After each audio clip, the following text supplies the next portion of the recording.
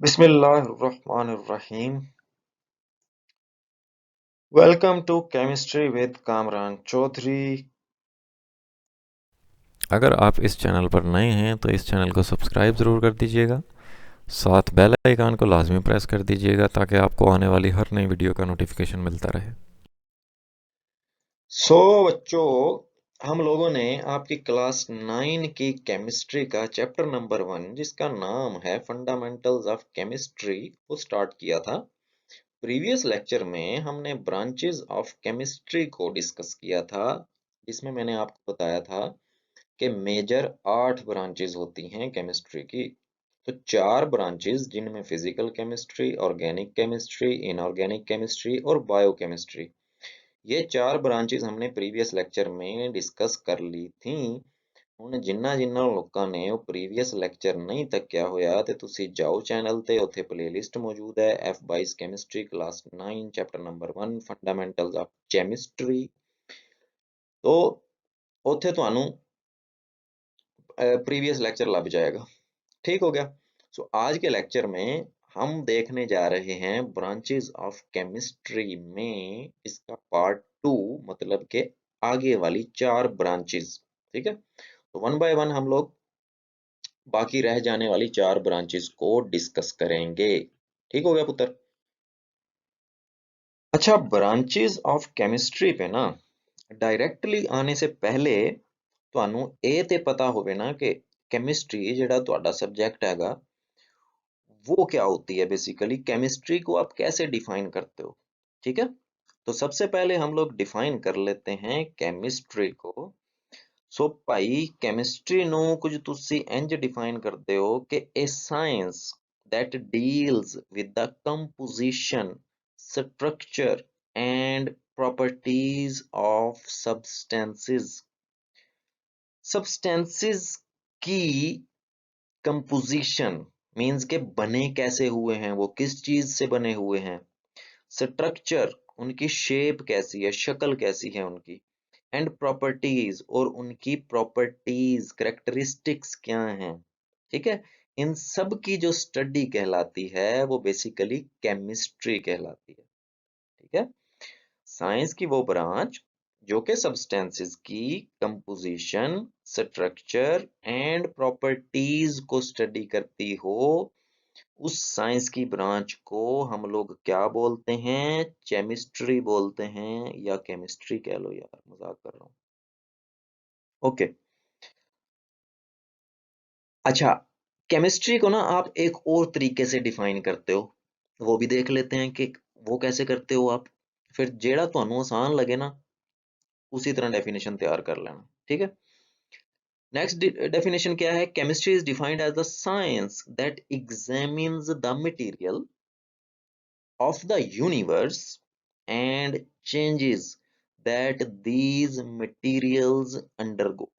अच्छा, आप देखो, पूरी कायनात का जो मटेरियल है ना, ठीक है, उसका मुतालिया, एग्जामिन, मुआयना करना, मुतालिया करना।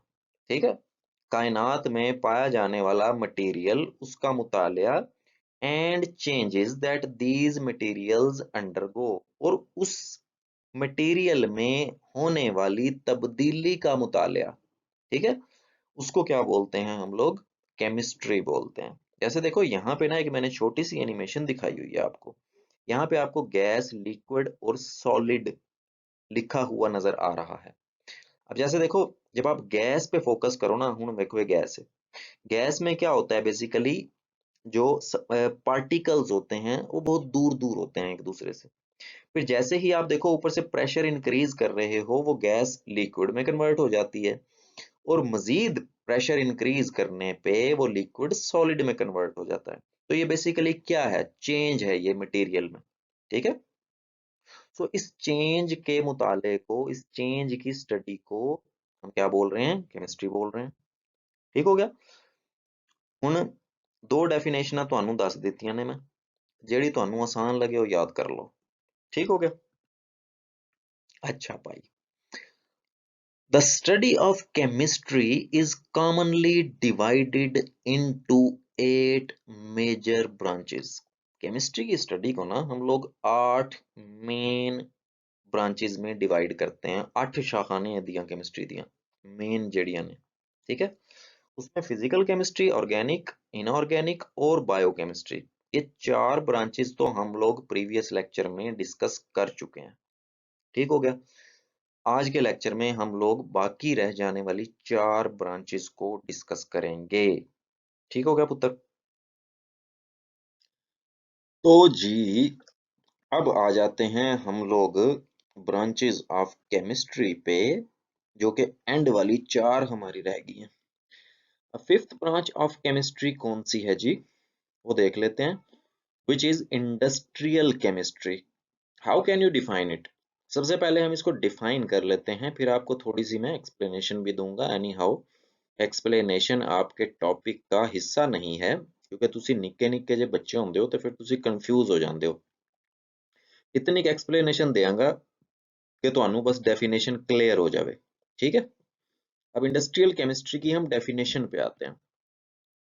कैसे डिफाइन करते हो कि branch of chemistry that deals with the methods and use of technology in the large scale production of useful substances is called industrial chemistry। कख भी नहीं तुहानू समझ आई होएगी। चलो खैर, इंडस्ट्रियल केमिस्ट्री को कैसे डिफाइन करते हो आप कि भाई यूजफुल सब्सटेंसेस, इस्तेमाल होने वाले सब्सटेंसेस, इस्तेमाल होने वाली चीजें, उनकी लार्ज स्केल प्रोडक्शन, बड़े पैमाने पे पैदावार। ठीक है। इस्तेमाल की जो चीजें होती हैं उनको हम जब बड़े पैमाने पे बहुत बड़ी मिकदार में बनाते हैं, कैसे बनाते हैं, कुछ मेथड्स और कुछ टेक्नोलॉजी का यूज करते हुए। ठीक है। कुछ तरीके और कुछ टेक्नोलॉजी का इस्तेमाल करते हुए, कुछ मशीनें इस्तेमाल करते हुए हम बड़े पैमाने पर बड़ी मिकदार में जो इस्तेमाल होने वाली चीजें हैं, इस्तेमाल होने वाली अशिया हैं, उनको बनाते हैं हम। सो उसकी स्टडी को बेसिकली हम लोग क्या बोलते हैं, इंडस्ट्रियल केमिस्ट्री। ठीक है। दोबारा एक बारी सुन लो कि भाई कुछ मेथड्स और टेक्नोलॉजी का इस्तेमाल करते हुए इस्तेमाल होने वाली या काम की जो अशिया आप बड़े पैमाने पे बड़ी मिकदार में तैयार करते हैं, उसकी स्टडी को बेसिकली हम लोग क्या बोलते हैं, इंडस्ट्रियल केमिस्ट्री बोलते हैं। ठीक है। अच्छा, कुछ एग्जांपल्स दे देता हूँ डेली लाइफ की। जैसे देखो सोप है, ये तो डव सोप नजर आ रही है, होंदी तो वैसे बड़ी महंगी है गई, लेकिन होंदी बड़ी चंगी है। सो ये जो साबुने हैं, ठीक है, ये बहुत बड़ी मिकदार में बनती हैं। ठीक है। हर घर में ही आपको पता है साबुन यूज होती है। तो इस साबुन को बनाने के लिए जो हम मशीनरी, जो टेक्नोलॉजी यूज करते हैं, ठीक है, और जो हम तरीकेकार अपनाते हैं, जो मेथड यूज करते हैं, उसकी स्टडी को बेसिकली क्या बोलते हो आप, इंडस्ट्रियल केमिस्ट्री। इसी तरह से पेंट, घरों में आप पेंट जो करते हो, ठीक है, पेंट को भी बहुत बड़े पैमाने पे प्रिपेयर किया जाता है।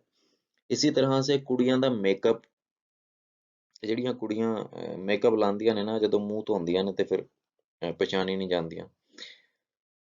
तो वो सारे का सारा जो मेकअप है बेसिकली, वो भी बहुत बड़े पैमाने पे बन रहा होता है। ठीक है। सो ये तो थी जी इंडस्ट्रियल केमिस्ट्री। केमिस्ट्री की फिफ्थ ब्रांच आपने क्लियर हो गई होगी, अब आपको डिस्कस कर लिया हमने फिफ्थ ब्रांच। ठीक है। अब चलते हैं हम लोग नेक्स्ट ब्रांच पे। सिक्स्थ ब्रांच क्या है जी, सिक्स्थ ब्रांच है केमिस्ट्री की विच इज न्यूक्लियर केमिस्ट्री। ठीक है। इसको डिफाइन कर लेते हैं, फिर इसकी भी थोड़ी सी एक्सप्लेनेशन दूंगा, ज्यादा डिटेल में नहीं जाएंगे, क्योंकि आने वाले लेक्चर्स में हम आहिस्ता आहिस्ता चीजों को डिस्कस करेंगे बड़ा डिटेल के साथ, और फिर आहिस्ता आहिस्ता आपको केमिस्ट्री समझ आना स्टार्ट हो जाएगी। से अजय तुसी टेंशन नहीं लेनी, ठीक है। सो न्यूक्लियर केमिस्ट्री को कैसे डिफाइन कर रहे हैं जी हम, कि द ब्रांच ऑफ केमिस्ट्री, मैनू ना इतने तक ही याद होंदी सी बस, आगे मैनू नहीं आंदी सी।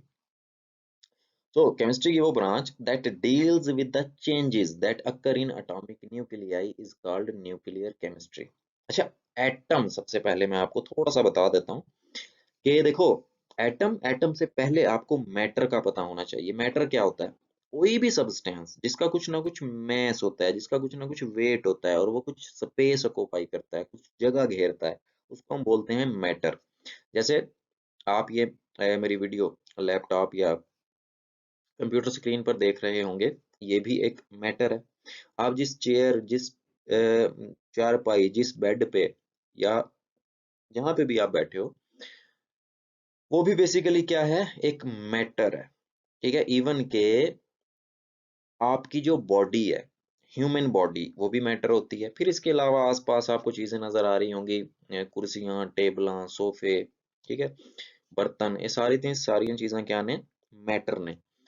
अब मैटर का ना छोटे से छोटा पार्ट जो फर्दर डिवाइड नहीं किया जा सकता, जो फर्दर तकसीम नहीं हो सकता, वो छोटा सा बिल्कुल हिस्सा, उसको क्या बोलते हैं? हम एटम बोलते हैं। एटम का जो सेंटर होता है, एटम का जो सेंट्रल पार्ट होता है, दरमियान में जो हिस्सा होता है एटम का, उसको बोलते हैं हम न्यूक्लियस, ठीक है। तो उस न्यूक्लियस में जो तब्दीली आती है, ठीक, उस तब्दीली की स्टडी को बेसिकली क्या बोलते हैं? हम न्यूक्लियर केमिस्ट्री बोलते हैं, ठीक है। हम पूरी केमिस्ट्री में एटम को ही डिस्कस करेंगे, ठीक है। तो ये परेशान नहीं होना, बड़ी डिटेल के साथ एक एक चीज को हम लोग डिस्कस करेंगे। यहाँ पे मैंने आपको थोड़ा सा आइडिया दे दिया, मजीद थोड़ा सा एक्सप्लेन कर देता हूँ। जैसे देखो, मैंने अभी आपको बताया एटम का। अब एटम का जो सेंट्रल पार्ट होता है, देखो यहाँ पे ये जो नजर आ रहा है आपको सेंटर में, ये होता है न्यूक्लियस, ठीक है।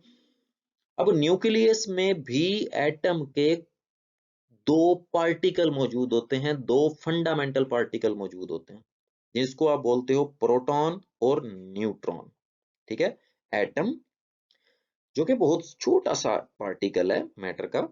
अच्छा, एटम के भी फिर कुछ पार्टिकल हैं। अब दो पार्टिकल न्यूक्लियस में पाए जाते हैं सेंटर में, जिनको आप प्रोटॉन्स और न्यूट्रॉन्स बोलते हो। और तीसरा पार्टिकल जिसको आप इलेक्ट्रॉन बोलते हो, वो ना न्यूक्लियस के इर्द गिर्द घूम रहा होता है, जैसे जमीन जो है ना सूरज के गिर्द घूम रही है, ठीक है। सो ये था एटम का स्ट्रक्चर, ठीक है, ये पूरे का पूरा। और ये जो सेंट्रल पार्ट होता है, ये होता है एटॉमिक न्यूक्लियस, एटम का न्यूक्लियस। अब इस न्यूक्लियस में तब्दीली वाकई होती है, ठीक है। क्या तब्दीली होगी? ज्यादा से ज्यादा नंबर ऑफ प्रोटॉन और न्यूट्रॉन ही चेंज होंगे ना, ठीक है। तो यही तब्दीली होती है। सो इसकी स्टडी को हम लोग क्या बोलते हैं? न्यूक्लियर केमिस्ट्री बोलते हैं, ठीक है। अब बहुत ज्यादा डीपली हम लोग इसको एक्सप्लेन यहाँ पे नहीं कर रहे।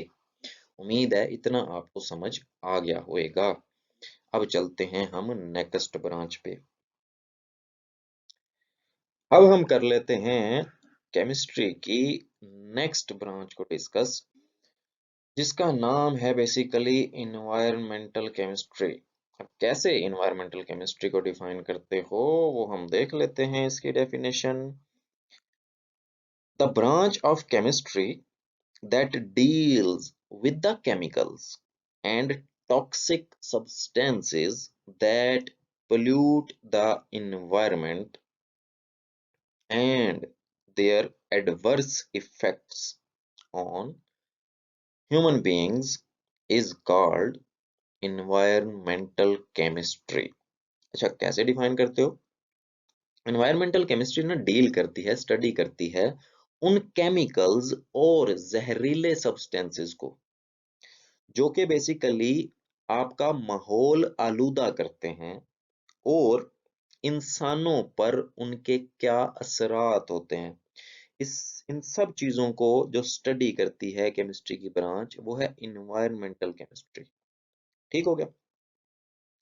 अब जैसे देखो, कॉमन सी मैं आपको एग्जांपल देता हूँ। बात कर लेते हैं पोल्यूशन की। पोल्यूशन की आप छोटी जमातों से ही, छोटी क्लासेस से ही आप टाइप्स पढ़ते आ रहे हो कि water pollution, air pollution, soil pollution. ठीक। अब देखो, यहां तक तो आपने डिस्कस किया हुआ है, यहां तक तो पढ़ा हुआ है कि जी पोल्यूशन की ये टाइप्स होती हैं, वाटर पोल्यूशन होती है, एयर पोल्यूशन होती है, सॉइल पोल्यूशन होती है। ठीक है। अब अगर वाटर पोल्यूशन की बात करें तो वाटर जो है वो जाहिर है इंसान भी पीते हैं, और वाटर में एक्वेटिक एनिमल्स भी होते हैं, आबी जानदार भी होते हैं। अब अगर पानी में हम लोग वेस्ट अपना डाल दें, या एनिमल वेस्ट जा रहा है, जैसे नॉर्मली यहाँ पे लोगों ने जो है ना नहरों दरियाओं में जो है ना फेंक रहे होते हैं, जो ह्यूमन वेस्ट होता है या एनिमल वेस्ट होता है। ठीक है। इसके अलावा भी कूड़ा क्रिकट जो होता है घरों का भी, वो भी इवन के दरियाओं में फेंक रहे होते हैं लोग, नहरों में फेंक रहे होते हैं। ठीक है। वही पानी जो है हमारी सब्जियों को लगता है। ठीक है। और वही पानी जो है वो फिर जो एक्वेटिक एनिमल्स हैं वो इस्तेमाल करते हैं, क्योंकि जाहिर है उन्होंने तो रहना है वहां पे। सो उन वेस्ट्स में, उस कूड़ा क्रिकट में केमिकल्स और टॉक्सिक सब्सटेंसेस होते हैं। ठीक है। जिसकी वजह से वाटर पोल्यूशन होती है। फिर इसी तरह देखो, फैक्ट्रियों में डिफरेंट प्रोडक्ट्स प्रिपेयर हो रही होती हैं, उसकी चिमनियों से ना धुआं निकल रहा होता है फैक्ट्री की। ठीक है। अब वो धुआं बेसिकली, उसमें धुएं में केमिकल्स और टॉक्सिक सब्सटेंसेस होते हैं, वो बेसिकली एयर को आलूदा कर रहे हैं, हवा को आलूदा कर रहे हैं। इसी तरह हम जो अपना कूड़ा क्रिकेट जो है वो गलियों में, सड़कों पर फेंक देते हैं। ठीक है। वो बेसिकली सॉइल पोल्यूशन काज करते हैं, उनमें केमिकल्स और टॉक्सिक सब्सटेंसेस होते हैं। ठीक है। अब इन तमाम पोल्यूशंस की वजह से इंसानी सेहत पर बड़े बुरे असरात होते हैं। ठीक है। इंसानों क्या, साथ साथ जानवर भी, और जैसे मैंने अभी आपको बताया एक्वेटिक एनिमल्स भी इफेक्ट होते हैं। ठीक हो गया। सो इन सब की स्टडी जो है बेसिकली क्या करती है, केमिस्ट्री की वो ब्रांच जो कि इन तमाम केमिकल्स और टॉक्सिक सब्सटेंसेस की स्टडी करती है, उसको क्या बोलते हैं हम, एनवायरमेंटल केमिस्ट्री बोलते हैं। ठीक हो गया। समझ आ गई होगी अब आपको। आगे चलते हैं last and the eighth branch of chemistry पे, जो कि बेसिकली है एनालिटिकल केमिस्ट्री। ठीक है। अब एनालिटिकल केमिस्ट्री को कैसे डिफाइन करते हो आप देख लेते हैं। ये भी बेसिकली क्या है, केमिस्ट्री की ब्रांच है that deals with the methods and instruments for determining the composition of matter is called analytical chemistry। अच्छा देखो, ये केमिस्ट्री की वो ब्रांच है जो कि बेसिकली ना मैटर की कंपोजिशन को डिटरमाइन करने के लिए जो तरीके और जो आलात इस्तेमाल करती है, उसकी जो स्टडी है बेसिकली, उसको क्या बोलते हैं हम, एनालिटिकल केमिस्ट्री बोलते हैं। ठीक है। दोबारा सुन लो, ये मैटर है, उसकी कंपोजिशन को डिटरमाइन करना है। ठीक है। कि वो मैटर जो है वो किस चीज का बना हुआ है। अब उस मैटर की कंपोजिशन को डिटरमाइन करने के लिए जो आप तरीकेकार और जो आप आलात का इस्तेमाल करते हो, ठीक है, जो आप तरीका अपनाते हो और जो आलात का इस्तेमाल करते हो, आप जो इंस्ट्रूमेंट्स का इस्तेमाल करते हो, उसकी स्टडी बेसिकली क्या कहलाती है, एनालिटिकल केमिस्ट्री कहलाती है। ठीक है। थोड़ी सी एक्सप्लेनेशन दे देता हूँ आप। देखो, हमारी जो डेली लाइफ है वो कंप्लीटली डिपेंडेंट है ऑन केमिकल एनालिसिस।